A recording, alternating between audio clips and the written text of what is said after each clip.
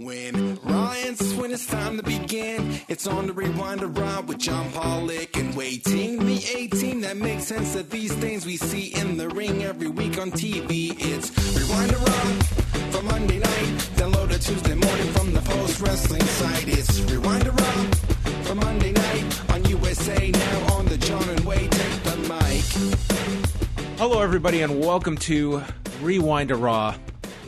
I'm John Pollock, along with Wai Ting, and I can promise you, I will not be going back to rewind and watch Raw again after tonight. Tonight was the equivalent of someone that hasn't worked out for a month and decided to go to the gym, and about 20 minutes in was realizing, how the hell am I going to finish this workout? This was a workout. I hit a wall at like 40 minutes in, and it was daunting to me looking at the clock of what was to come. And I don't know what was to come. At the end of this show, I can't tell you like what I took out of these 3 hours about what happened. God knows I am not counting down the minutes until we can see Randy Orton and The Fiend again in 2 weeks. But hey, I'm happy to be back with you, Wai. Oh, well, I'm sure everybody is back. Everybody is happy that you're back, too, especially one Nate Milton, who didn't have to do this again this week. Sometimes, yeah, you definitely don't realize how unnatural of an experience it is to sit down and watch this thing for 3 hours. I'm assuming for you, did you buffer yourself, or did you watch in real time? I was caught up, like, pretty much throughout the show. So what I would do would be I would be watching, and then I'd just take a break for 10 minutes, and then I'd come back, and then I'd go. Once I caught up, break time. Oh, you create a bigger buffer. You rebuffer. Yeah, it actually is not a great idea. What you should do out there, if you're going to watch this whole show, you sit down at 8:45, 8:50. You'll be fine. You're going to finish it right around when it ends. You can cut ahead. You can cut through a lot of stuff. 8:45. You can start the show at that time and be fine. Sometimes I've started as late as like 9:15, even 9:30. Like you could fit this thing in an hour and a half, especially on a show like tonight that had so many video packages and like such long drawn out entrances. Yeah, I wish I could have just skipped through everything. I made the mistake of tuning into this thing relatively early, and as a result had to like just sit through all that, and it's that much more of a marathon at that point. Like, I'm not saying that every wrestling episode needs to provide that ending or that moment that is like the discussion that came out of Dynamite last Wednesday. There's no way you can expect that. But what you should be able to anticipate after a 3-hour investment is that if your friend the next day said, hey, what happened on Raw last night?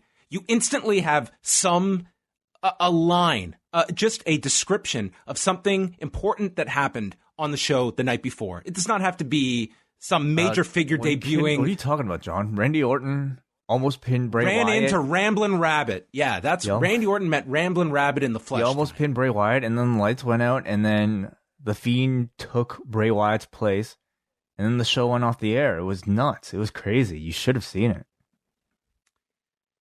That was your gift after 2 hours and 55 minutes, was that ending. Yeah, man.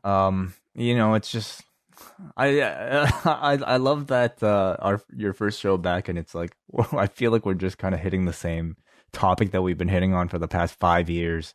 Like this is 5 years. Wai, it's been 8.5 years. I feel like 3 hour Raws. I feel like it's gotten way worse recently, where they just like are so reluctant to give you any sort of substantial ending. They love to promote these big matches. Hey, you're gonna get a preview of your TLC main event here, Randy Orton versus Bray Wyatt, and completely reluctant to ever give you any sort of substantial conclusion. You know, tonight was just as much of a non-finish as you would have had for anything. It achieved the polar opposite of its intent. That by the end of that match, I mean, it was. Like, watching this match, I could not stand watching these two for any minute longer than they did. And the absolute last thing I wanted to do was watch this match come back again in 2 weeks' time. They did the complete opposite of what it was supposed to do for you. Yeah. Maybe there is somebody out there that disagrees. Somebody out there might have seen this tonight and said, you know what? This was a great little teaser. I can't wait to see the full thing. And I can't wait to see the Fiend version of Bray Wyatt take this place. I think you enjoyed, like, we've kind of like established maybe an idea of this in the past, but I think if you only watch the pay-per-views, you would probably enjoy WWE a bit more. Well, we don't have that option. We are watching these shows every single week. So that might reinforce your point, but we are watching the connective episodes that lead to these pay-per-view shows. Yeah, that's unfortunate for us. Maybe we should try that one of these weeks where like one of us actually just stops watching the TV and only watches the pay-per-views, and maybe I'll be first to volunteer. How about we review Christmas movies this month instead in this place? I feel like there'd be a good portion of our audience who would be like down for that, but the majority maybe not. I started watching the sequel to. Did you ever watch The Princess Switch? The Princess Switch? No, I have not. No. This is where identical twins trade places, and there was so much drama and riveting comedy from the original that they decided there's so much more left on the table. Let's create a sequel. And they came up with the hilariously titled The Princess Switch Switched Again. And after 35 minutes, I turned to my wife and said, I would rather gouge my eyes out than continue watching this. I cannot watch this 1 second longer. And I turned it off. You'd rather watch Raw than The Princess Switch switched again? I might have, yes. Wow. So already I have elevated Raw. So for all the people that are, why are you complaining so much? There you go. I found something that was worse in my last week. So what was different about the switching the second time around? I mean, I have no idea. All the drama is gone, you know? Like the first time is the freakiest. They call it Freaky Friday because it's scary as shit being in somebody else's body. But, having it happen the second time, I mean, much of the drama is gone. No, it was all about this couple that broke up that was clearly going to get back together, and they had pretty much outlined this in the first 20 minutes of the movie, and I looked at the hour 10 that was left in this and said, not a chance. Am I sticking around for this? But they decorated the palace very, very festive. So it is Christmas season, Christmas movie season for you. Oh, yes. Well, wait, we're like 2 weeks away from Christmas. Oh, yeah, that's right. Well, what else have you seen? I have watched, what did I watch? I watched The Christmas Train, which, listen, all of these movies sound terrible. Listen, they're all terrible in different ways. You try to find the enjoyment out of the terrible. That's the whole key to a Christmas film. The Christmas Train is about, it's stupid. All of these people. Did you ever watch Train 48? That Canadian production. It's pretty much Train 48, but it's a movie, and they're all on their way to California for Christmas. And it turns out that this journalist who once was a war correspondent, his fiance was also a journalist who got sick of the profession, quit, and now has gotten into movie making. They find themselves on a train together. He's got a new girlfriend at a distance. She's not on the train, but would later show up on the train. They're about to break up. And in the time, the two former love interests come together and realize they can't live without one another. And through all these problems that are happening on the train, they end up getting together. And wouldn't you know it, the woman is traveling with a film director, and this entire thing is one big production, and everyone on the train was cast with the goal of this couple getting together, including the current girlfriend who ends up becoming the ex-girlfriend and roots on her boyfriend getting together with his ex-lover. Oh, wow. Oh, that sounds crazy. I'm not exaggerating any of this. It's the most ridiculous ending to this film. Anyway, and Danny Glover's in it as the director. Oh, he directs? Wow. Okay. We got to move on. We have so much stuff to talk about. Yeah, sorry. I'm already already I was feeling. going to get a whole synopsis, but thank you. How was your weekend? Was it good? My weekend was good. Yeah. Watched, just really hung out. Didn't do a whole lot. Watched a bit of NXT. Did you like the show on Sunday? I did, yeah. Of what you saw. It was a fun show. Yeah, takeovers are always fun. I have to say, like, I watch NXT with not really, like, with the same level of analysis as I would, like, things I have to review. Like, it's just kind of on for me, and I try not to think about it so much. And just to kind of see, like, people wear trash cans diving off of cages, seeing Pat McAfee do moonsaults, like, that was just fun. You see, Pat McAfee was selling his injuries on his radio show today. I saw that's a good bit of old school commitment. It was nice to see. What did you think of the show? Cool. I liked the show. I thought that I enjoyed both the WarGames matches. I thought like the women's match, they worked really hard. I wasn't crazy about the trash can spots just because I really hate those spots where the performer cannot anticipate when the impact's going to occur, and I think you're really gambling when you're doing stuff like that. Like that, the dive off of the cage was just insanity. And then she also took the foot stomp as well. And it's like we talk about with the buckle bomb, where you can't brace for when the impact is going to occur. But nonetheless, I thought it was a fun match overall, and it comes out with a direction with Raquel Gonzalez. The main event, it was pretty spectacular, very lengthy match. I think that once you're going 45 minutes, that can be, you have to be, in my mind, if you're going 45 minutes, this has to be one of the greatest matches you've seen of the past 365 days. So I think you have to be really in elite territory. I enjoyed the match, but it was also very long. I could see some of that criticism. I also really enjoyed the three-way. I thought they told a really good story with Leon Ruff in there, who I think has, really capped off like a good month of, unconventional storytelling, I would say, for NXT. Very conventional, I would say, for WWE, but I think it ultimately resulted in an interesting, fun three-way that, at least carried the story between Johnny Gargano and Damian Priest along another month.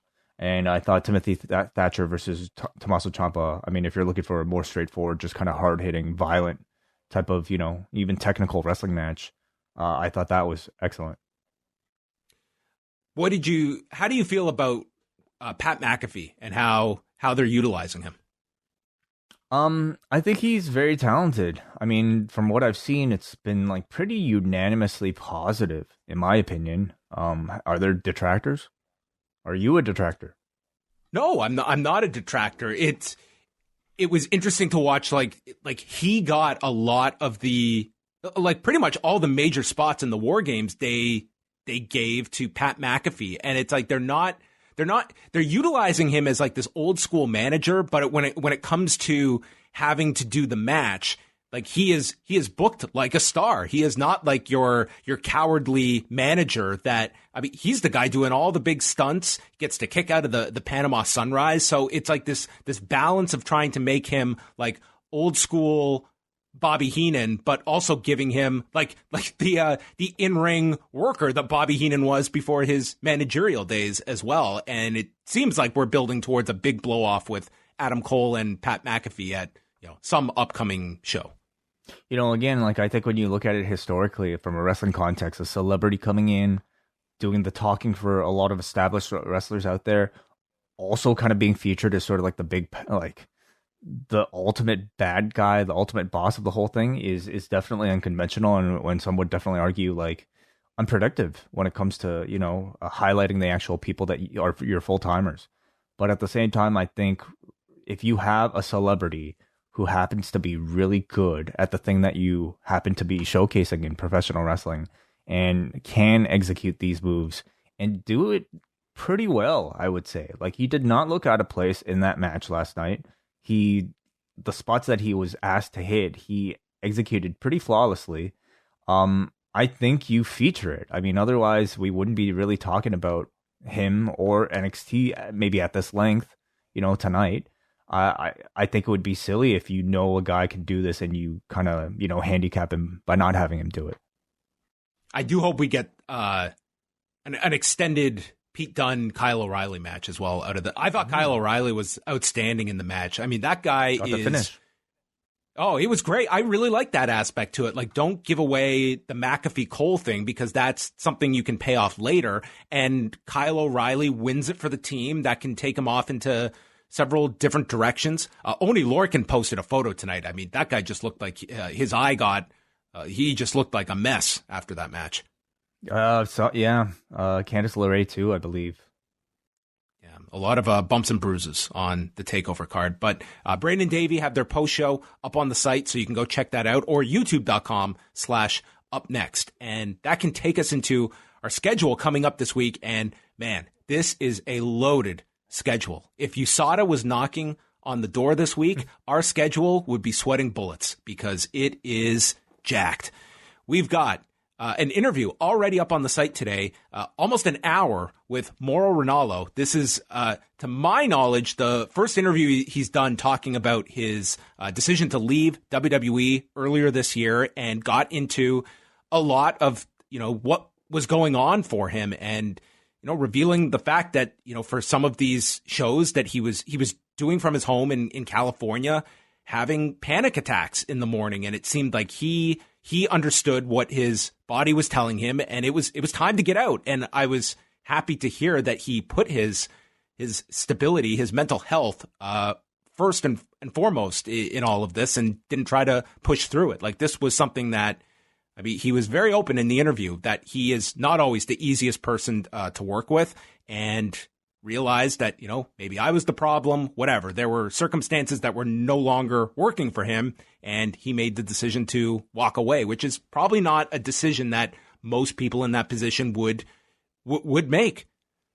Mm-hmm. Yeah, I'm certainly happy to hear that he's taking care of himself. I haven't listened to the interview yet, but I look forward to it. I mean, it's been really tough trying to really get a gauge on like what's going on with Mauro, because of course he's gotten rid of all of his social media, and I think, and again, thankfully so, if it is contributing negatively to his mental health. I believe he spoke a bit about that as well.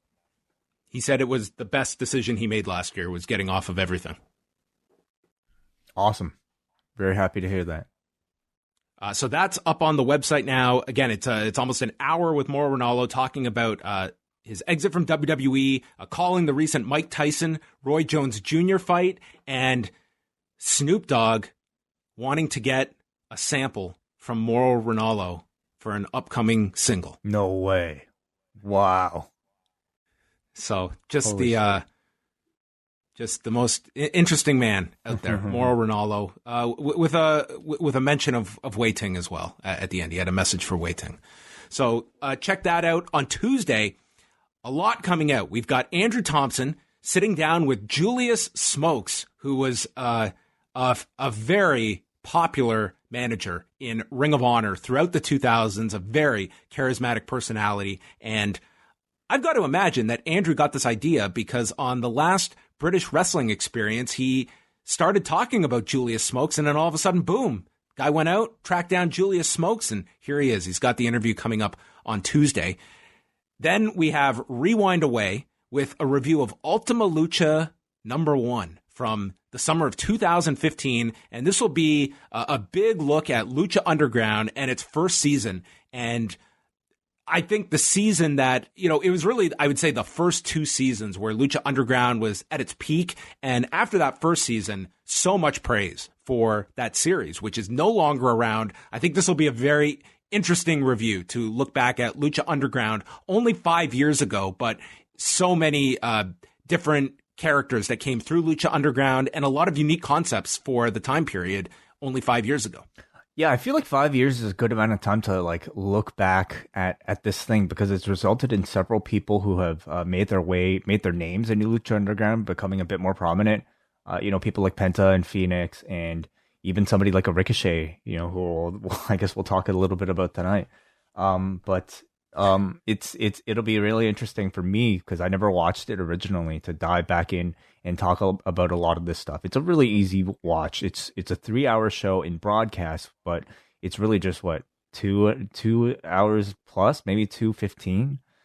So it's up there on YouTube for the time being, at least. So if anybody's curious, especially ahead of Triple Mania this weekend, if you're in the lucha mood, check it out.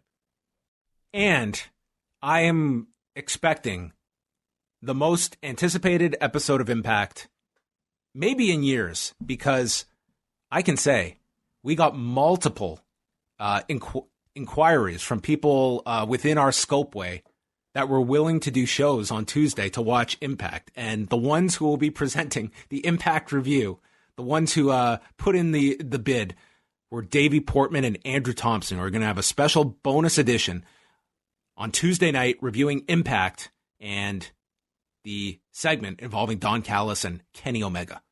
Who else? Who else? Well, I feel I'll tell you later. Okay. Oh, Are you excited for Impact? I'm excited. I think people are really getting their hopes up, though. Like, I really don't think it'll be a whole 2 hours of AEW versus Impact. I think it'll be a 5-minute segment with Kenny Omega and Don Callis at the end of the show. That's what I'm anticipating. I mean, for Impact, I really hope for their sake that they have something big on this show for them selfishly, like where you have kind of the interest of the wrestling audience that, let's be honest, most Tuesdays come and go, and Impact is not a big discussion point. Like, for all the talk of like Tuesday being this open night, it is now slammed with content, and Impact is usually not people's number one priority on a Tuesday night. I feel it will be this week, and I hope they capitalize on this interest for whatever amount of time that it lasts. If this is something that it's a 1 week intrigue to tune into Impact, I have seen more people asking where does Impact air than I can recall over the past week. So I'm sure there will be more of that 10 minutes before the show starts on Tuesday. So for people who might be thinking that right now, in the U.S., of course, it's on Access TV. In Canada, it's on Fight Network. And it's Twitch. Also available on Twitch. Yes. Okay, then later in the week, we've got the British Wrestling Experience Thursday, as Martin Bushby and Benno will be joined by Rich Fan from Pro Wrestling Torch. That should be a great show. Friday night, for patrons, we will have Rewind to SmackDown live at 10:15 p.m. Eastern Time. And then into the weekend, Phil and Eric Marcotte, they will have the UFC 256 post-show live on our YouTube channel, youtube.com/postwrestling, immediately after the pay-per-view. And the week rounds out with Post Pro Res with WH Park, and Joey Bay will be joining him for this month's installment. But everything leads up to the main event on Sunday for patrons at Post Wrestling Cafe. It is Total Recall with Wai Ting and Pauline, as they will review Bryan Danielson on shrooms. Oh, I didn't realize. I didn't see the preview. Well, I don't know what he's on. He's on something in this clip that I have not watched the episode, but just went by the clip. So I look forward to you two recapping this. It's funny. No one else volunteered for this one like they volunteered for the Impact review, eh? No. Pauline gets this one with you. Okay. So that is all coming up. I also want to make mention that this weekend there's a lot of events going on. Friday, we're going to have Mark Buckelty returning. He will have a written report covering the Best of the Super Juniors and World Tag League final that's happening on Friday. On Saturday, it's Triple Mania, and we're going to be joined by the Cubs fan at Lucha Blog. He's going to have a report up on the site covering Triple Mania as well. John Cena, the man that doesn't sleep, he'll have a report this weekend for Impact's Final Resolution. Oh, they got a pay-per-view this weekend too, eh? Wow. Well, it's an Impact Plus special. Yeah. Okay. Still a pay-per-view. Kind of a pay-per-view. Yeah. Like their online streaming service. So that's coming up as a lot of people are getting ready to make their New Year's resolutions. Impact, they're just going to make one final one on Saturday. The last one before you renew them.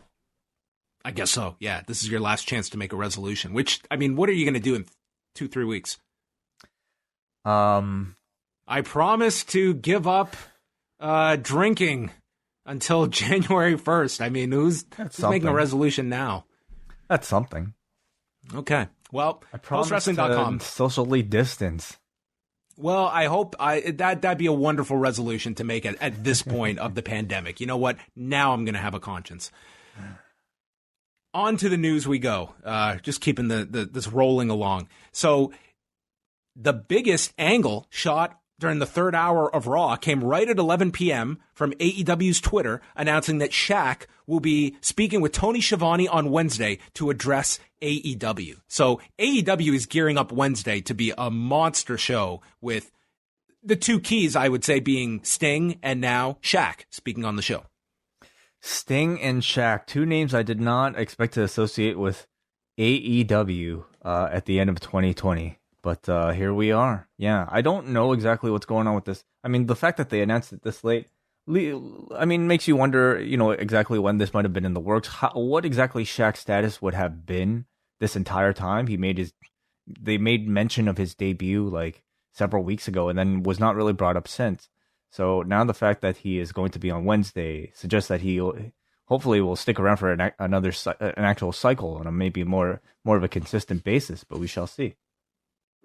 Yeah, I think that this will be a really interesting week, not just for Impact trying to get their visibility, but the bigger one being AEW on Wednesday, what the follow-up is from last Wednesday, numbers-wise, and new viewers that might have heard a lot of the buzz last week that tune in this week. Like, this is what the objective is, to grow that audience by doing a lot of big things this month. And I guess this is just the latest addition, being Shaq, to try and transfer over newer viewers that maybe have not sampled AEW. I do feel Wednesday is going to be a very strong number for Dynamite.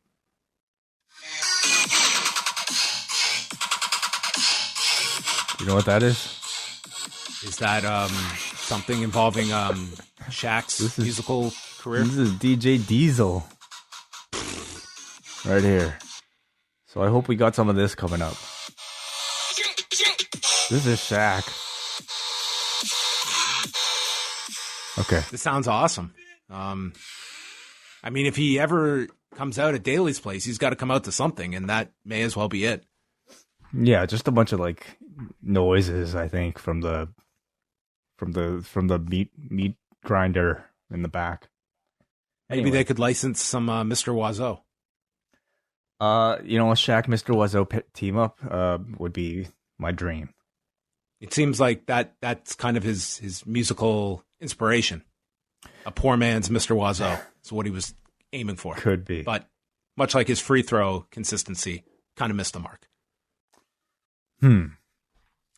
SmackDown on Friday night did 2,130,000 viewers, down very slightly from the week prior. 0.6 in the 18 to 49 demo. They were tied for first, but number one in adults 18 to 34 on Friday night among network programs. In Canada, not a crazy night sports-wise, so the result was that WWE had the top three slots among sports programs in this country, led by SmackDown with 600,000 viewers, followed by Main Event at just over 80,000 viewers, and then the 1 hour condensed version of NXT doing 71,400. I guess you could look at Main Event. It clearly benefits some weeks from just the fact that it follows SmackDown rather than it's the lead-in like NXT, that you would think that if you are a loyal follower of NXT, you're finding the episode before Friday night in a 1 hour edited version.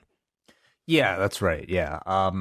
I certainly find myself, if I wasn't recording SmackDown, I'd probably just sit there and at least have Main Event on.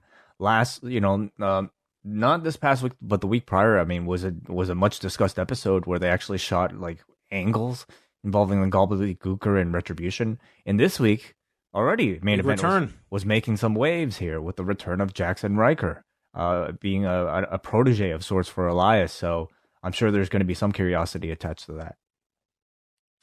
Yeah, where it looks like, he might just be the muscle for Elias.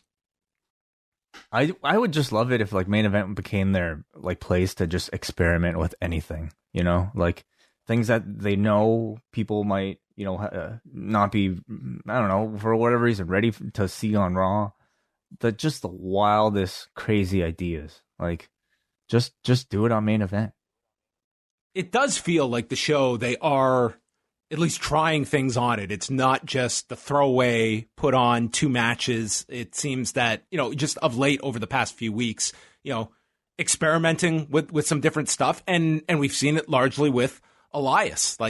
You know, throw him out there to do, you know, weird stuff if it's playing music for the entirety of a Jeff Hardy Ricochet match. The fact they did a Jeff Hardy Ricochet match on Main Event, I think it tells you it's not just a throwaway, but something that they're at least putting some kind of thought into. I would love it if Main Event kind of, you know, evolved into their like very experimental, like, I don't know, art house brand where they just like, maybe like one day we'll see an episode in black and white, you know, or one in like completely like, you know, in Jeff Hardy's imagination, like all the promos will be cut from Jeff Hardy's like voice in his head.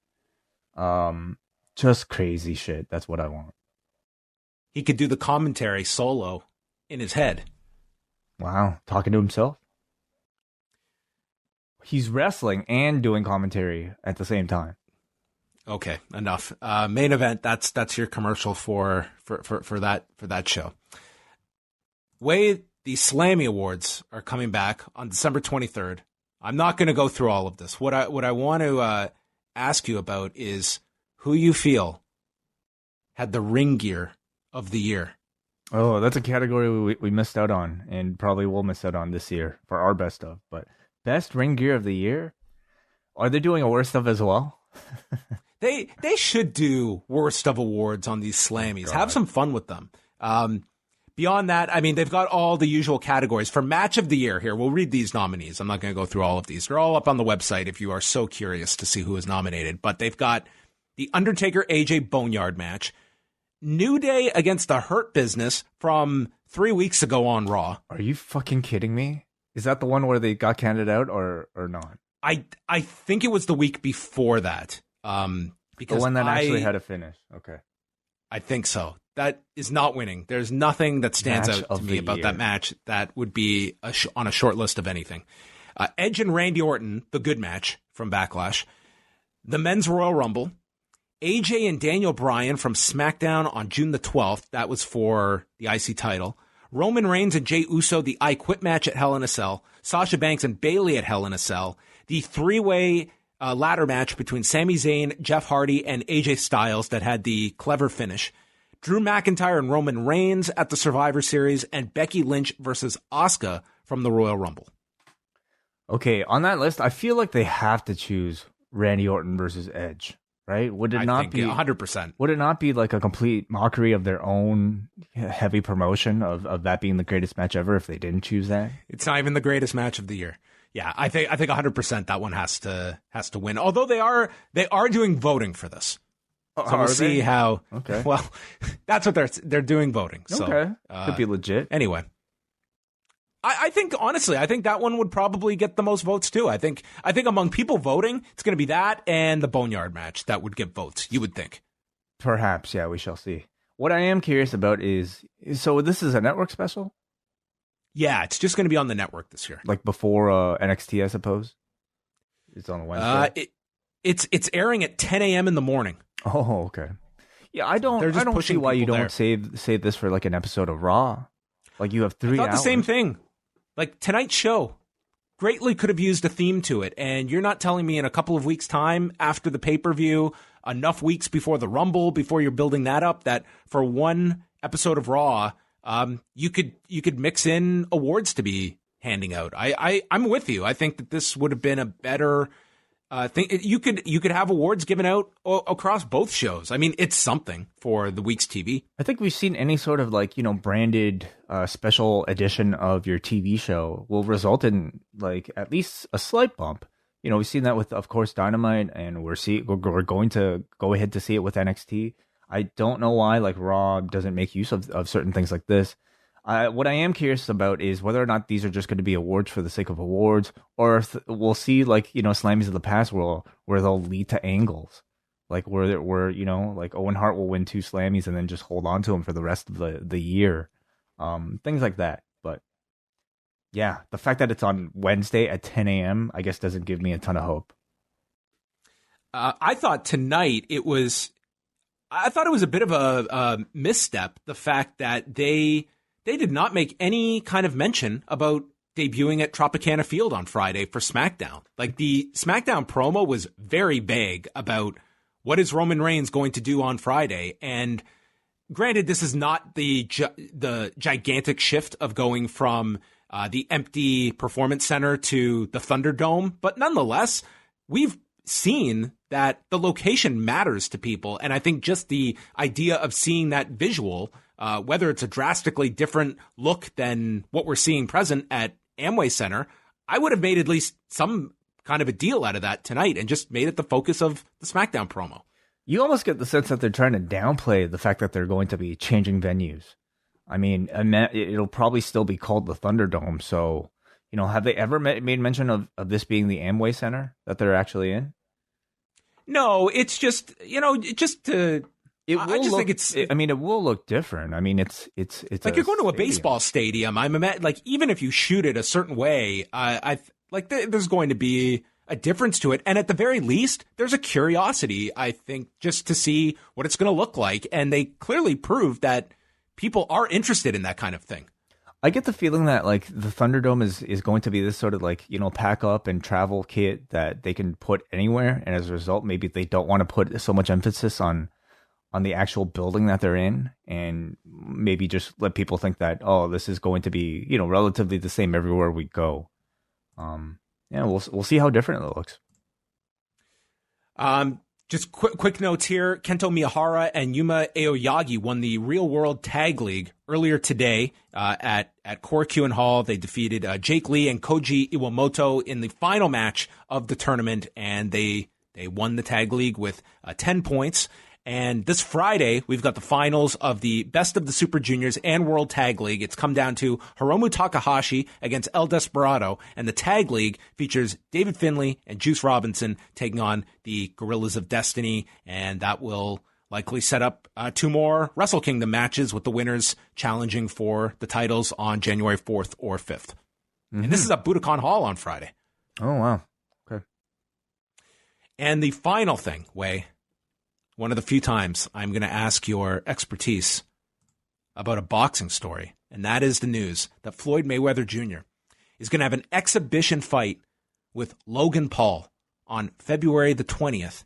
Location to be determined, city to be determined, commission to be determined, rules to be determined. But it's Floyd Mayweather Jr. and Logan Paul. Internet sensation, Logan Paul. I think this is the future of combat sports. It's just going to be established, maybe semi-retired, super athletes taking on YouTube stars with years worth of training. As long as people are going to pay to see it, then they'll do it. I mean, there's clearly a great deal of money to be made here. These ideas, I think, especially after the enormous success of the Tyson Roy Jones Jr. fight, is going to elicit tons of copycats, many of which will fail. This will not be one of them. I do think like this is going to do pretty well. They're also doing this strange experiment where from now until, for the first 1 million people to order this fight, beginning now, you can get it for $24.99. Then once they hit 1 million, it jumps to $39.99. Then on or after December 29th, it jumps to $60. And then after February the 11th, so with 9 days to go up until fight time, it jumps to $70. That's an interesting tactic. Yeah. I mean, puts a bit of urgency on everybody. Perhaps, I don't know, taking advantage of the Christmas rush, I suppose. Now you got me thinking, man, should I get this? I have no desire for it at all, but everybody wants to get in on a sale, don't they? I'm curious to see what the result is of this, because on the surface, you would think anybody today spending money on this fight is like your fan that guaranteed would be the most likely to spend $70 the day of for this fight. So if you're scaling that at 1 million orders that you're willing to let people buy for $25. That to me is like a sizable portion of the people that probably would spend north of $50 on this fight to begin with. So maybe the economics make sense for them. I'm sure it makes sense. I'm sure part of it is them really wanting to inflate these numbers to make sure that they hit well over 1 million. And also, like, you know how people love to procrastinate, especially when it comes to spending a good chunk of money on something so stupid as Floyd Mayweather versus Logan Paul. I mean, this is talk about I don't know, unnecessary spending here. Like, talk about luxury spending here. Hey, mom, can I get $25 to watch a YouTuber fight Floyd Mayweather? Like, most people, I think, are definitely going to be on the fence about just the shame of committing that amount of money to something like this. But this Conversely,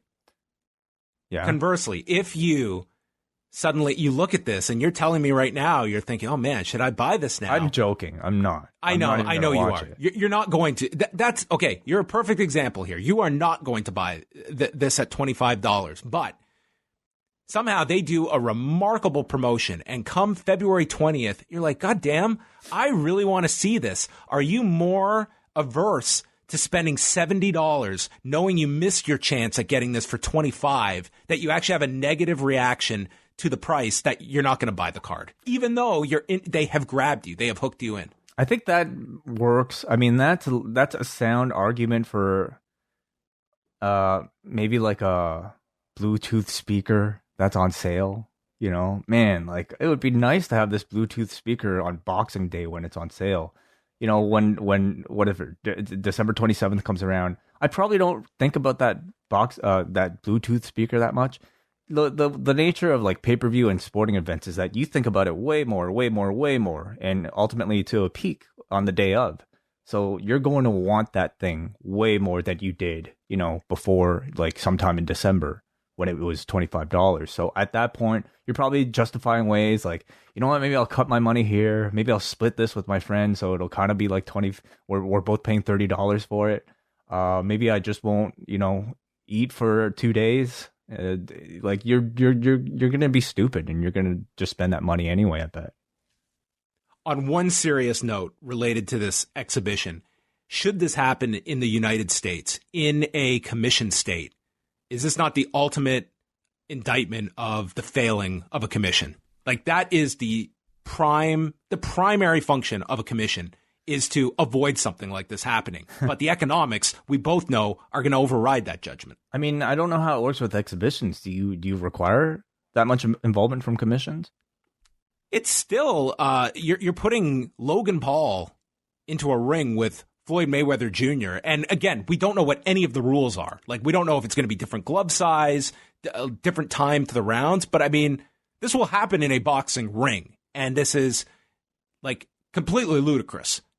Oh, yeah. On that sense, like, if you're looking at this from any kind of, like, for a commission, like, just spare me the discussion about what you're doing that makes this okay. Like, let's just be completely honest. This thing's going to make a ton of money, and a commission is going to simply be allowing this to happen when this is the exact thing that they should not be guided by economics, but instead the safety of a fighter. But let's just be completely honest that is not going to happen here. Oh, God, I don't know if anybody looks at the sport of boxing and the commissions that represent boxing as any sort of, like, great role model of, like, you know, morality in sports. So, well, depending on the commission, like, there's serious commissions, there's not so serious commissions, and then there's the option that they could go somewhere where there's no commission. So this will happen. Oh, yeah, no doubt. All right, that is all of the news. You can find the rest at postwrestling.com. And I do want to mention the last thing before we get to Raw is that our annual Christmas show is coming up. And that means our annual Christmas jingle contest. And we have posted a thread up at forum.postwrestling.com. All submissions can be made in that thread between now and Thursday, December the 17th. That is the deadline at noon Eastern that day. So you can work on your submissions, send them in.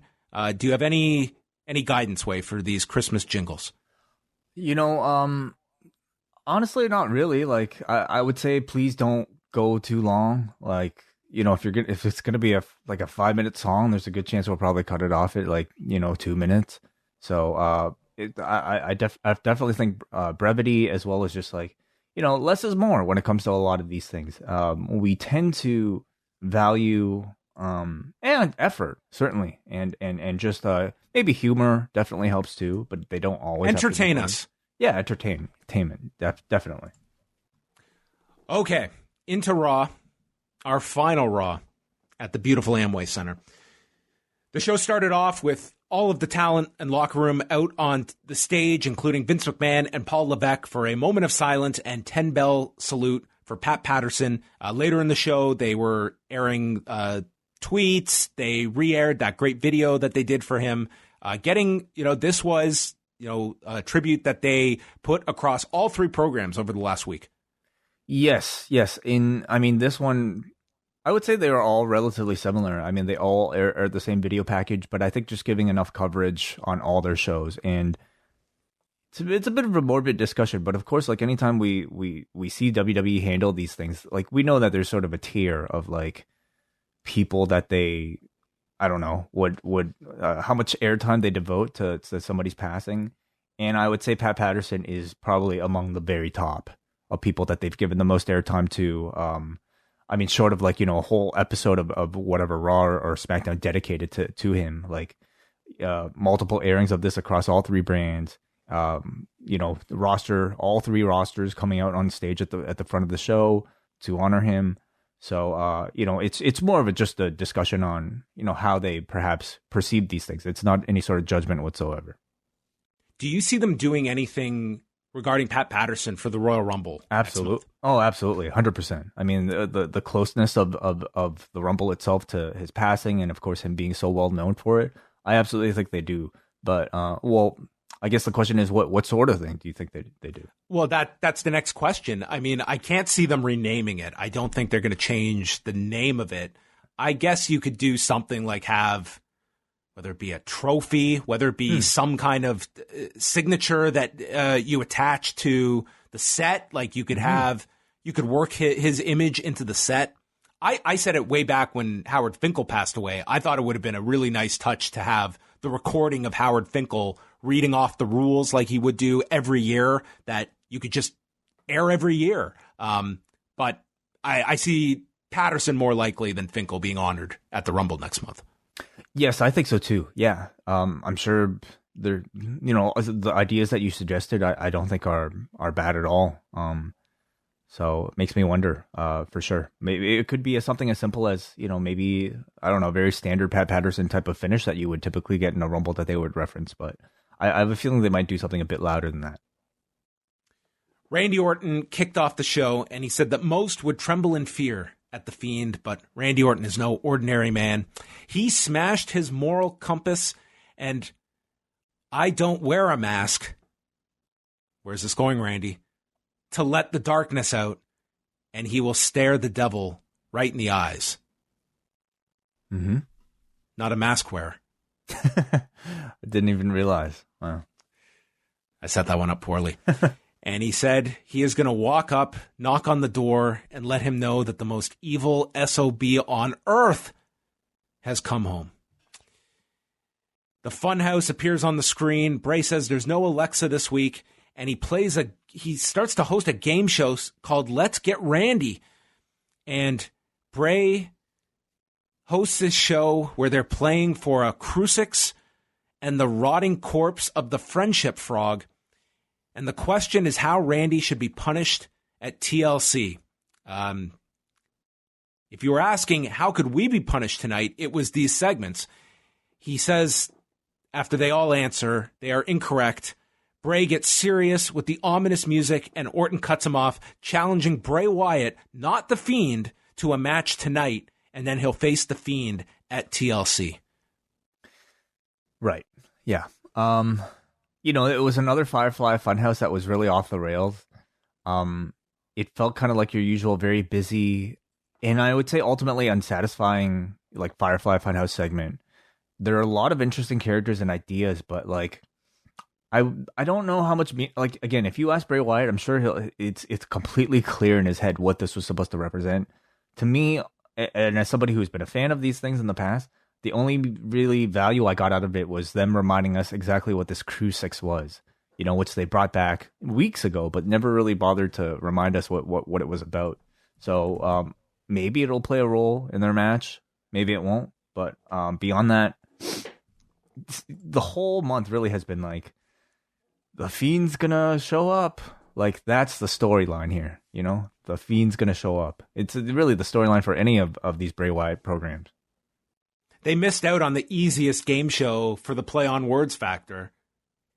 Wheel of Orton. Yeah. Nia Jax is in the back with Shayna Baszler. And they say that Lana and Asuka got lucky last week. Baszler must demolish Asuka. And then when they are done with Lana, they will take her hideous face and make it hideous. Sorry, they're going to make her face hideous.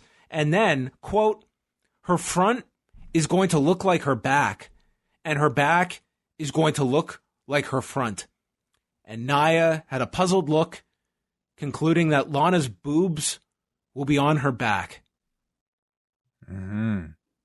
Yeah, injecting a bit of humor into this grade school bullying, I think. Yes, I think that the body rejected that attempt at humor. Asuka and Shayna Baszler, they actually had a fun kind of submission battle here at the beginning. This was a first-time singles match between these two, was it not? They had on the main roster. Had they even wrestled in NXT? Yeah, they had. Are you sure? That they were down there in the same time? You might be right. So anyway, at the very least, it's one of, if not the first singles match between these two. No fanfare whatsoever. Like, this is a match that absolutely could headline a major pay-per-view. Like, if this match had taken place at a TakeOver, it would be one of the most, like, it would be a dream level status, one of the most anticipated matches that, like, you could have had, you know? Instead, it's just on Raw with no build whatsoever as background for this Lana Nia Jax thing. Yeah, you're right. First singles match ever. So, well, you could announce this ahead of time. You needed that setup in the back. Yes, boobs on the back of Lana's. Yeah. Asuka got the ankle and then turned it into a release German and then hit the code breaker, which is just identified now as a facebuster, and goes for a flying armbar to Shayna. She flips out, goes for the Kirifuda clutch, but Asuka reverses out. Then Nia attacks Lana on the floor. This distracts Asuka.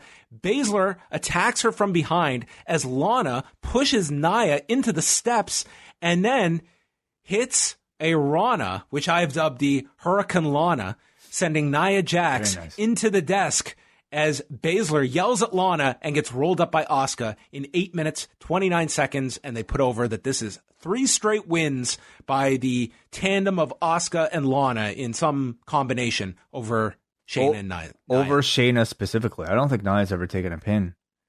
So. She has not. Yeah, you're right. But has been in the tag matches, yes. Yeah.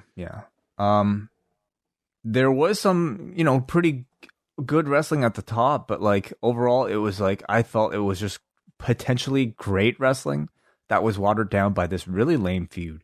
Even this finish, it was just another typical distraction schoolboy roll up because for some reason Shayna couldn't take her eyes off of Lana ringside. It was ultimately just, I feel wrong even complaining about it because at this point you know exactly what to expect from Raw, but just knowing that what this could have been under a different, even under NXT, is definitely disappointing. Distractions are lethal. Yes, of course, yeah. I know. I don't know how these people have performed all these years in front of fans. I think they all have ADHD on the main roster. That would be an interesting plot point. The Hurt Business are backstage. They just yell at a PA, and we go backstage to Brooke-o-chet. Wow, you're back in full force. I've been working out. Ricochet and Dana Brooke. If they had chemistry, it was vinegar and oil. You put vinegar and oil together? If I'm eating dumplings, then I guess this could work. No, but they don't mix well. So I mean, they don't mix. Like they don't, they're not solvent. Well, this segment needed some added comedy. It did not find it because Riddle was part of this, who walked around throughout the night. His gimmick now is being the guy everyone in the office hates. It's Riddle with his bro nuts. Yeah, he's just kind of like annoying, goofy guy, that I think people in character and storyline hate, but I think the people watching are supposed to just absolutely love. It's like Urkel. Yeah.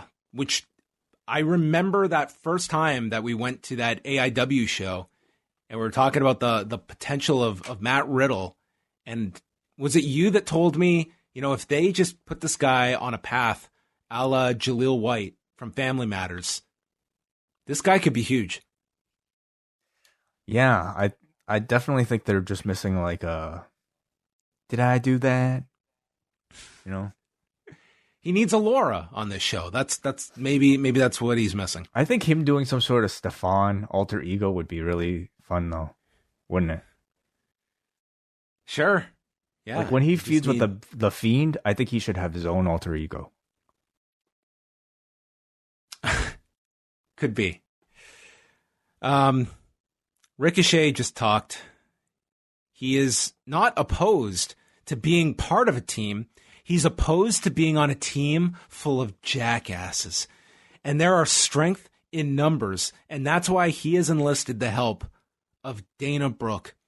And Dana is going to slap Reckoning around and give her a receipt for this black eye she got last week. I didn't realize she got legitimately hit, resulting in that black eye. It looked pretty rough, but I thought Dana sounded pretty good here, at least in contrast to Ricochet. So, if there's one thing to go back and rewatch on this show, watch Dana Brooke and to a lesser extent Ricochet. Their reactions, they're so natural reactions when they are offered the donuts. The bro nuts, you mean? Yeah. The bro nuts, yes. Reckoning and Slapjack are with Mustafa Ali, and they do a promo where each finishes the other's sentence, which was so cute. And they are going to prove Ricochet and Dana to be failures. Ali is a patient man, but Ricochet and Dana are wearing his patience thin, and they will meet their end tonight. How can really anybody take Ali's threats seriously at this point? He's pretty much failed on every front. It's like it's a terrorist association that just can't accomplish anything. Well, the thing about failure is that there can always be more. And that was the story of this match. Brooke and Reckoning are trading slaps. Ricochet got to shine with his Fosbury flop. That was his high point of the week. Ali starts yelling at Ricochet that you belong with us. And Ricochet was like, no, man. Even I have standards at this point in my tenure. Slapjack hits this Falcon Arrow, misses with a cannonball, and then Dana Brooke is legal and hits a cradle shock onto Reckoning for the win in 1:41. Ali is pissed off. He yells at Reckoning for embarrassing him yet again, and then yells at Slapjack as he storms out. This group is awful. I think we're at the stage now in the life of, a WWE project where they realize that there's no coming back. There's no chance of actually promoting this group. They've completely given up. This is Ali was the life preserver, and they're drowning. Oh, yeah. I mean, they were drowning, I would say from the get-go, once they introduced those names. And Ali, was that life preserver for that 1 week. And now it's just I guess I don't know. This is brutal. Run out of air. This is one of the all-time worst ideas that they've come up with character-wise. This is the horrendous group. There's been worse. The only silver lining is the fact that the non Ali members can at least go back to their original identities and not ever be associated with these characters again. Mia Yim did lose her mask last week, but yeah, fine. Yeah. Is that Mia Yim? I think so, yeah. So, I think that's where we're at now. I think they're about to, abort this terrible experiment here by having Ali at least tease kicking some members out. So maybe this will be the beginning of the end for Revolution. Or Retribution, sorry. Exciting. Sheamus met with Keith Lee. Sheamus said, I really loved your documentary last night. What do you have planned tonight? And Keith Lee said, nothing. This is it. He says the locker room still thinks Sheamus is going to stab Drew in the back. Sheamus said, yeah, maybe. That was it. That was Keith Lee's involvement tonight. He's sort of the detective here. Detective Lee. Private Lee on the scene here. He's on behalf of the locker room investigating the Sheamus, whether or not he's an actual good guy. So they are still continuing to sow the seeds of doubt here. Maybe it's Keith Lee that's going to turn. That would be a nice little swerve. It's usually what happens. Yes, he's been plotting quietly. And I think Sheamus is going to end up being like Hugh Grant in The Undoing. You think he's guilty? Oh, sorry. Never mind. Nothing. You haven't seen it yet, have you? I don't know what you're talking about. Okay, so I guess Hugh Grant. I didn't spoil anything, anybody, so don't worry. I don't even know. They mentioned the birth of Seth Rollins and Becky Lynch's daughter, Rue, which they announced on Monday. So congratulations. Congratulations. To the couple. Yes. Miz TV. That, everyone, was the end of hour 1 of 3. You're not talking about our podcast, are you? Oh, I am actually. We just finished our first... Dude, we literally just hit the hour mark. Yes. I know. Well aware. Well, we also ended Raw's first hour. Miz TV, they brought out AJ Styles and Almost. They promote Drew and AJ. They're going to have a TLC match at TLC. They don't have a chair for Almost, so he's got to stand outside. And AJ puts over that this is the first time that he has ever faced Drew McIntyre. First time ever, which is funny because he had multiple tag matches with him last year, along with a triple threat earlier in January. Okay, well, he's talking about a singles match. Well, he said, I've never faced him before. He literally has. Okay. Yep. Miz and Morrison did impressions of Drew McIntyre and Sheamus. I can only be completely honest with my grading here, okay? I wrote up my notes. Miz and Morrison did the most god-awful impressions you have ever heard. And by the end of this, I had to delete that line. I thought this was rather amusing because the joke just kept going and going to the point that they heightened one another. Oh, they were god-awful, but they were so god-awful. But it was funny by the end of it. Yeah. After getting, it went to such a low point that it just shot up and I enjoyed it. It was very funny, yes. AJ loved it. If you were watching his face, this dude was ready to get the popcorn out. He was just a pig in shit here during this segment. I love this pairing of these four, just Miz and Morrison kind of being goofballs and AJ just kind of being the one on the outside, being their laugh track. Great. What if AJ had to do one of the voices? How would that sound?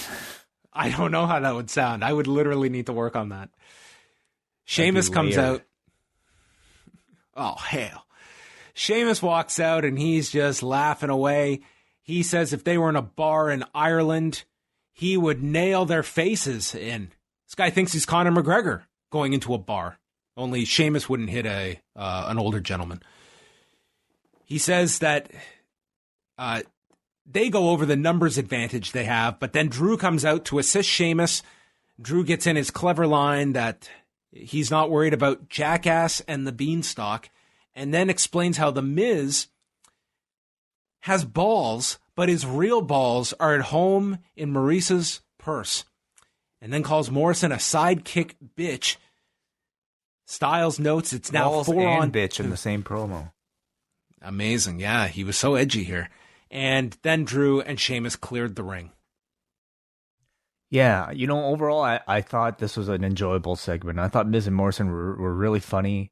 I think when Drew and Sheamus came out, they weren't simply baby faces who often would succumb to a really comedic heel making fun of them.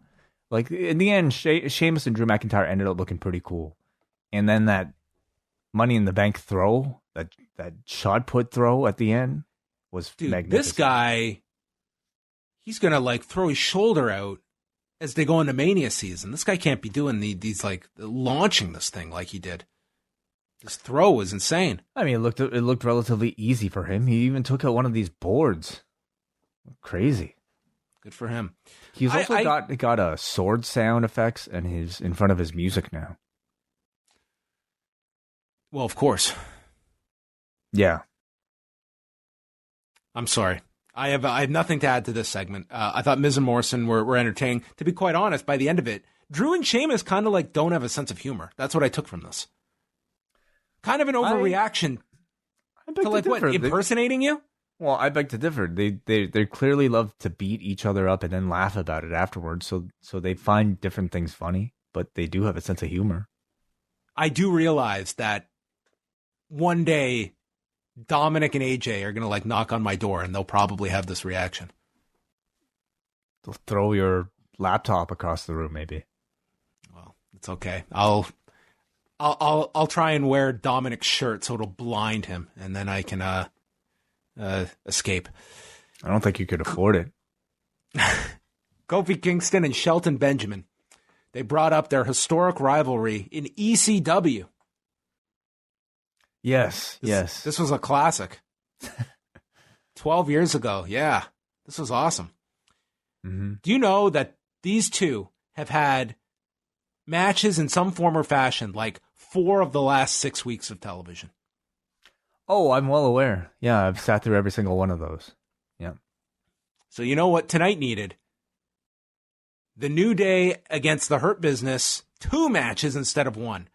So it began where Kingston lands on his ankle and Benjamin attacks the ankle. He is just destroying it with an ankle lock. And Kofi is selling the ankle. He gets dumped over the top to the floor, which for the guy that had all the near eliminations in the Rumble, he got very easily thrown over the top. So I hope this guy's in fine form come January. Sidesteps Shelton, who runs into the barricade, just breaks the count in right into a Trouble in Paradise, and Kingston pins Benjamin in 325. Cedric Alexander had an impromptu showdown with his voice, which was about to run away. Dude, this guy was about to like choke, I thought. Like, god damn, I thought he was like gonna need like someone to give him the Heimlich maneuver. Like, he could barely talk here. It was like Kofi! It was unusually high pitched this week. I'm not really sure why. I've heard Cedric speak many times. I know he's been trying to like, convey a more aggressive, confident tone. Sometimes maybe you can get so confident your voice just like hits another register. I guess so. Whatever octave he was going for, he's not a screamer. I think that is kind of what we've learned. Sure. He's more of the, I'm going to threaten you, but talk in normal voice type of guy. Yeah. So the second match begins. Kofi and Cedric Alexander. Alexander attacks the knee. Alexander gets caught with an SOS for a 2 count. Then he hits his brainbuster. Alexander gets dumped off of the top. Kingston leaps off the top, lands on his bad knee, and gets hit with the lumbar check. They could not have made Kofi look less wise here with this choice of maneuver. And Alexander pins him in 4 minutes and 22 seconds, and they put over that Alexander has now pinned both New Day members, so this has to mean more matches between the New Day and the Hurt Business. Yeah, everything you saw over the past 5 weeks, that was just a teaser. That was just to whet your appetite. That was just the trailer. The 5 hours of trailers that you watched for this movie. Wait till you see the actual movie. Well, it's hard to gauge the reaction to a match in this setting, but Cedric Alexander won this match, and Big Swole was extremely happy on Twitter about this victory. Well, what'd she say? I'll get your reaction to it. Okay.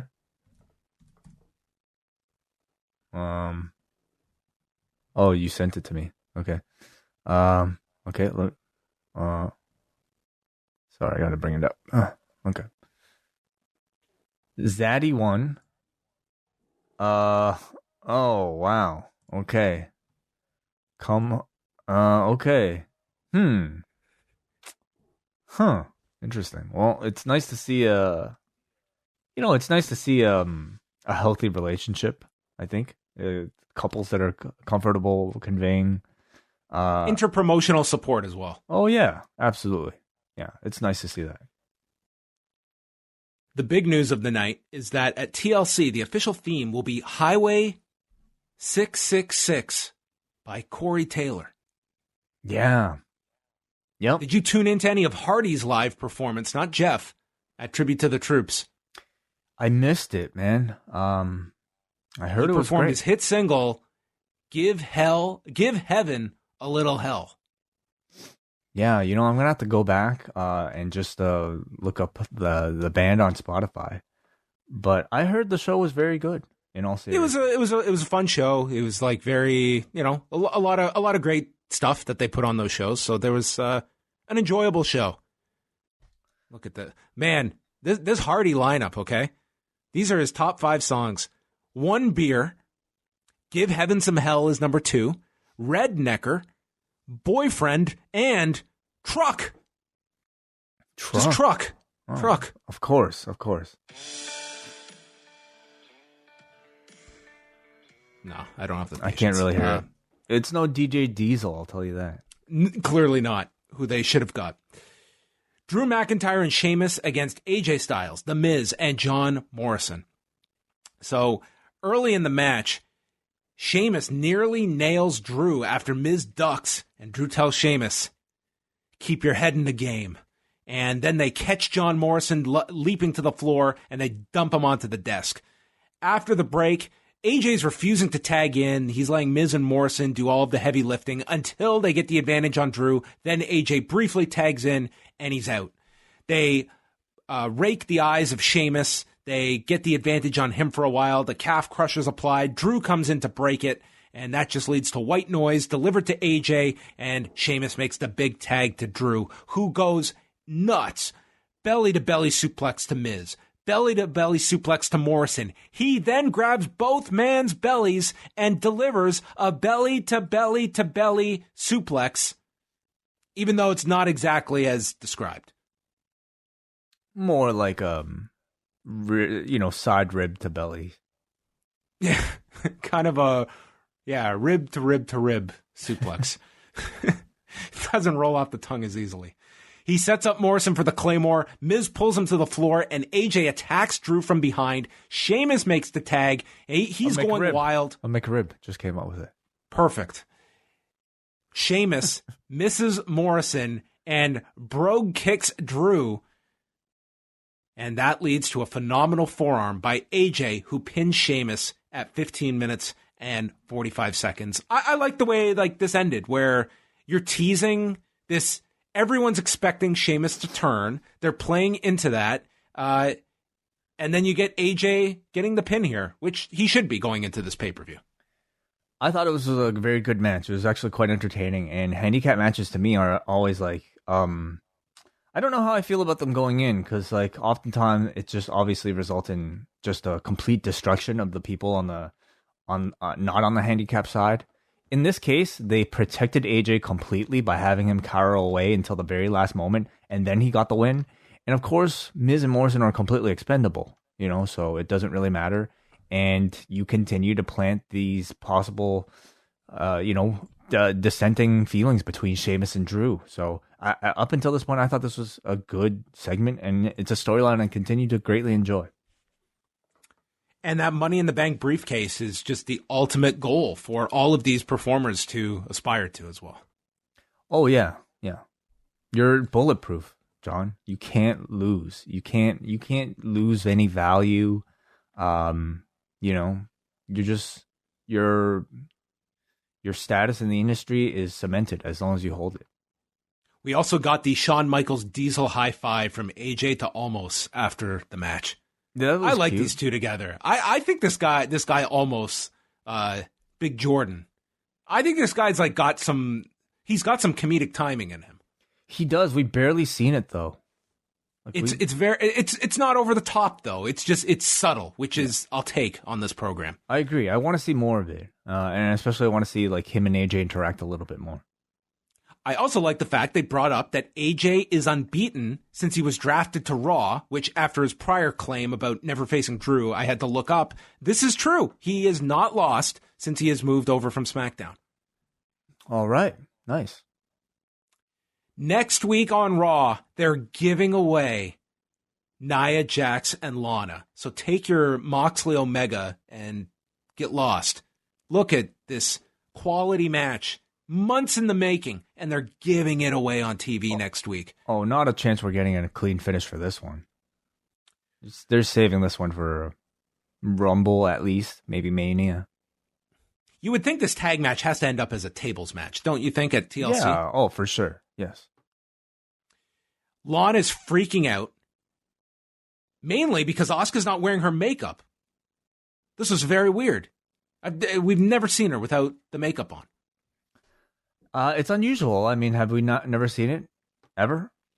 I don't think so. I think she's always had like the face paint on. Right. Asuka is motivating her and gets Lana to repeat the words, "I believe in myself. I can beat Nia Jax, and then we can become the women's tag champions." And she keeps telling herself this, turns around, there's Nia, who just gives her the look of death and shakes her head. Man, 7 days. They do these things. I understand the intent of this segment. It's like, yeah, to have like Lana say these things and then turn around and Nia's there. But in order to do that, they had to have Asuka coach Lana. So Lana is in the middle of speaking this sentence, and inexplicably, Asuka just walks out of frame. Like she just disappears. Meanwhile, Nia is like 2 feet away from all of them. So, there's no such thing as off camera. You just go into the ether if you're not being shot. Well, you just like evaporate. Yeah.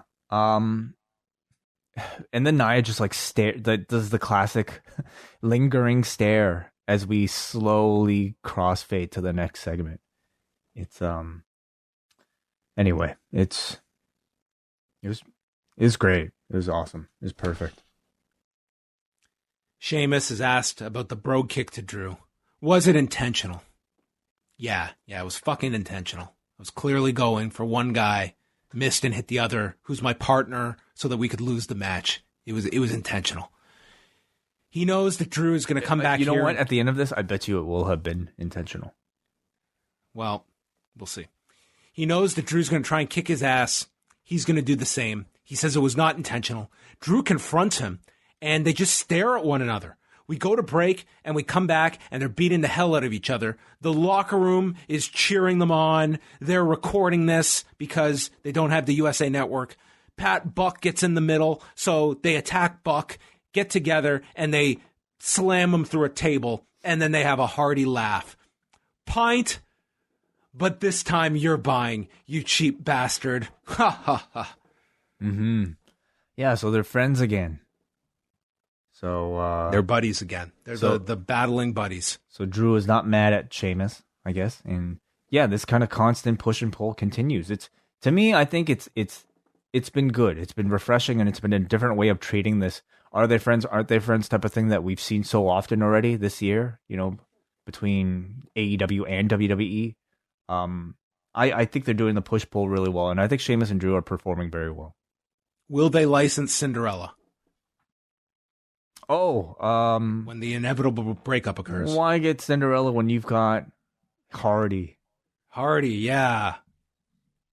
Imagine everyone hearing Truck as these two recap their close friendship. Truck, awesome. What are we gonna call this one? It's about a truck. Yes. Red Necker. Jeff Hardy is let's be honest, it's going to be AC/DC or like Flo Rida or something like that. Jeff Hardy's getting ready. This was the best segment of the night. Riddle shows up with his remaining bro nuts, and he's got his joke, and the dude blows the punchline at the beginning. He says, "You've got the Hardy Bros. I mean, the Hardy Boys. and then you and I become the Hardy Bros. And dude, this was obviously done live, and I'm so happy it was, because it just made it that much more stupid.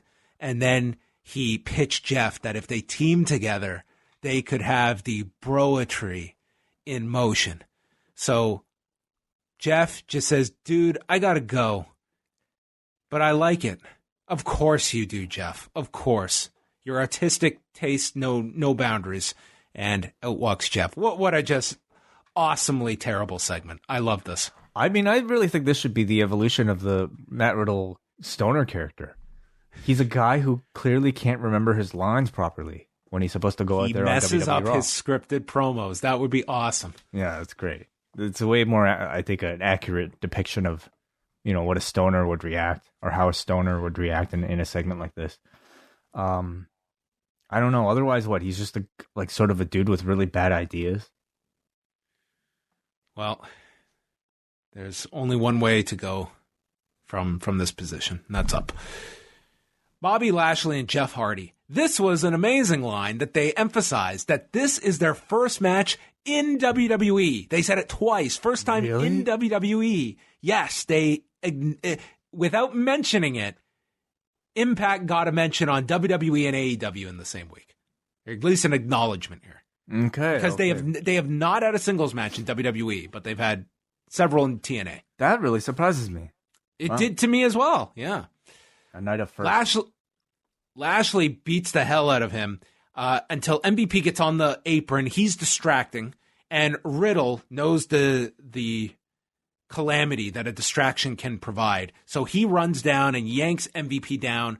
Hardy hits a clothesline off the apron. We come back. Hardy is thrown into the post off of Lashley's shoulders. Looked like he killed this guy. He's stomping him down, goes for the hurt lock, but Hardy, with his submission defense, rolls forward right into a rear naked choke. Yes. John Danaher was just shaking his head. And Riddle is coaching him to defend the rear naked choke. And wouldn't you know it, Hardy is able to truck his way out of this submission, tries for a bulldog choke. Lashley does. Hardy fights out of that. MVP's yelling, come on, hurt lock, we gotta go. And Hardy hits the whisper in the wind, but Lashley comes back with a flatliner, counter, and then the twist of fate. But as he goes for the swanton, Lashley moves, spears Jeff, and submits him with the hurt lock in 13 minutes and 15 seconds. Good match, I thought. Especially towards the end, these two have very good chemistry. I'm glad to see that Jeff seems perfectly, healthy and capable after that swanton last week. I'm interested in this. Sorry, go ahead. Oh, I was just going to say that swanton last week was brutal, and he had to do tribute to the troops, and then he's back on Raw this week. I mean, that frightened me last week watching it when he came down. Oh my God. Yeah. So glad he's okay. I'm curious about this, Jeff Hardy Riddle team. I think they look at Matt Riddle and they think, wow, here's a guy who's so weird. Let's pair him with somebody else. It's the other weird guy we've got. Well, it's sort of like a main roster version of the Broserweights is what I sense that they're doing. With Jeff, though, this time kind of playing the Pete Dunne and sort of being the straight man in this unlikely duo. And I'm kind of curious to know how that'll work out. Riddle, no. Jeff, yes. So Riddle knocks down MVP. He assists Jeff, pats him on the head, and MVP eats one of the bro nuts. Are we going to get a resolution as to who actually hit Elias with the car? Or is this done after last week? They had a match with instruments, and all of a sudden that mystery is solved. We didn't get any follow-up to Elias. The last we saw of him was getting electrocuted. There's no update on him. He's on main event now. Well, there you go. Jackson Riker. There you go. He lost all his energy. Yeah. Anyway, so, what happened to all the stuff about, this was somebody with red hair? What happened with any of that? Are we getting any resolution there? No, not until they have a red-haired individual ready to tie that all up. I believe even maybe it'll be Jackson Riker for the big Jeff Hardy Jackson Riker feud. He doesn't have red hair, but they can always dye it. If I was the suspect and you knew that they were looking for somebody with red hair, I mean, obviously the first thing I would do would be change my hair color. In this company, I wouldn't. I'd be like, yeah, I did it. You guys clearly don't care. You're not going to involve the authorities. Yeah, I did it. And I also had a gun. If it didn't work, I was going to shoot him. Yeah. It's almost like, why not? You can do anything in this world. You'll be fine. You can commit arson. You can do a hit and run.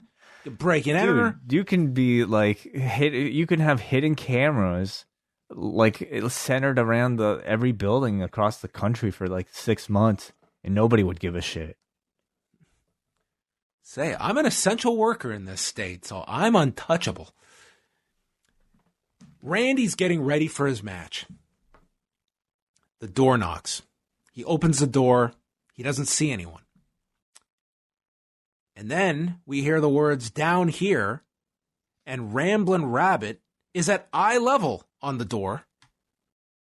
This had to be among the stupidest segments Randy Orton has ever been involved with, and that covered some ground. But this, to me, was a sign that this guy, he just sees what he's scheduled to do, and it's like, cool, I'll do it. Edge, how are you doing? How's the rehab going? I'm dying a death here. I'm doing a segment with Ramblin' fucking Rabbit.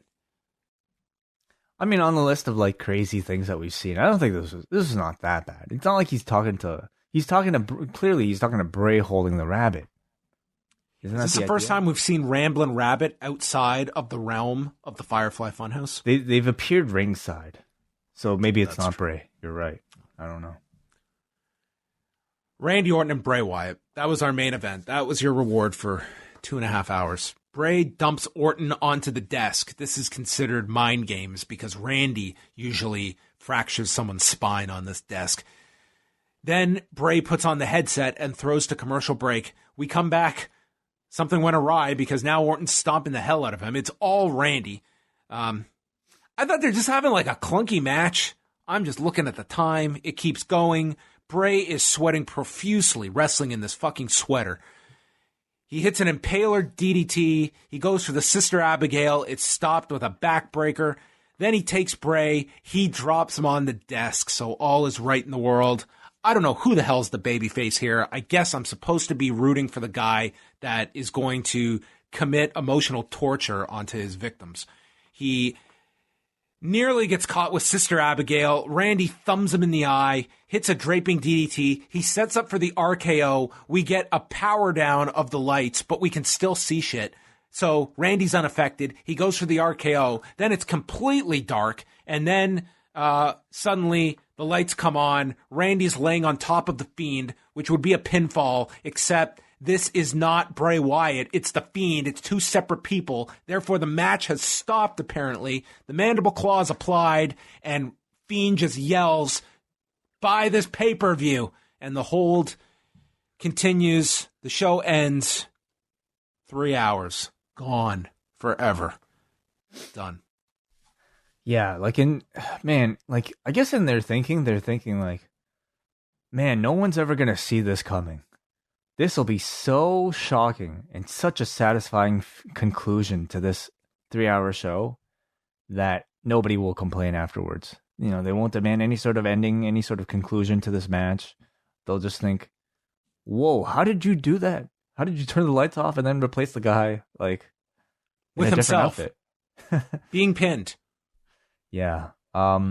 I felt really, I wasn't really too high up on this. If you couldn't tell everybody listening to this very glowing review, I was not too high up on this edition of Raw anyway. It was a very slow edition of Raw with matches that we had just really seen in various iterations for many weeks. I make an exception for, I think, Drew McIntyre and Sheamus. I continue to really enjoy that storyline. I like AJ's involvement. I like Miz and Morrison's involvement. But beyond that, I I thought this was just a really slow show that didn't leave me a whole lot satisfied with coming out of it. You know, you could have like asked yourself, you know, like if you did not watch this episode of Raw, did you miss anything? Nothing. I can pull out some positives from this show, but nothing that warrants 3 hours. Nothing that warrants 2 hours, to be quite honest. Like, you're either interested in Drew and AJ or you're not, and that's really the crux of the show. Randy Orton and Bray Wyatt is just the angles do the exact opposite of what the intention should be for angles to build up a match. They are detracting to the point that I don't want to see these two together. I thought this was a very, very long, plodding show where the strong points, I can't even go and use the word strong. The passable points were greatly outweighed by the missable, the skippable, and the outright stupidity. I sensed this week, for whatever reason, they were having really like a lot of issue, I think, creating any sort of extra story to drag this Randy Orton Fiend thing along. Last week, it was like, I think the whole thing was like, what, Alexa Bliss teasing that the Fiend was manipulating Randy, and it wasn't, like, the Randy was going on this whole thing about like how Alexa was the Fiend's most, like, the weakness, the Fiend's weakness. And this week, Alexa was gone, so we had no follow-up on it. And so as a result, it seemed like we had no storyline to speak of whatsoever. So it was just a week where I think you dangled the carrot of these two having a wrestling match, non-Fiend Bray Wyatt versus Randy Orton, taking that away, of course, at the end. And ultimately, it's just like you're relying on the same trick of, like, you know, the Fiend's surprise appearances to kind of carry you through. And at this point, it's really not enough. A poor edition of Raw. We go on over to the forum where I think that we could just see tumbleweeds here. 8 out of 10. Show. I'm joking. Tonight got a 3 out of 10. Paul from New Jersey writes, "The Fiend is hit or miss for me, but I enjoyed it tonight. I like that Cedric Alexander is getting a lot of shine and isn't just another member of the Hurt Business. That being said, it baffles me that Ricochet has not improved even 1 percentage point on the mic since joining this company. It's painful. That Miz TV segment stank worse than a dead frog. First name or not, this Riddle character, out. It's absolute crap. Not a good show. Could have watched Click with an hour and 13 minutes to spare. Good movie. 2 out of 10. And we got a Kate from Montreal who says, there were some entertaining bits tonight, but after watching WarGames, I found it even more ridiculous that we're meant to accept Lana as a top-tier performer in the women's division.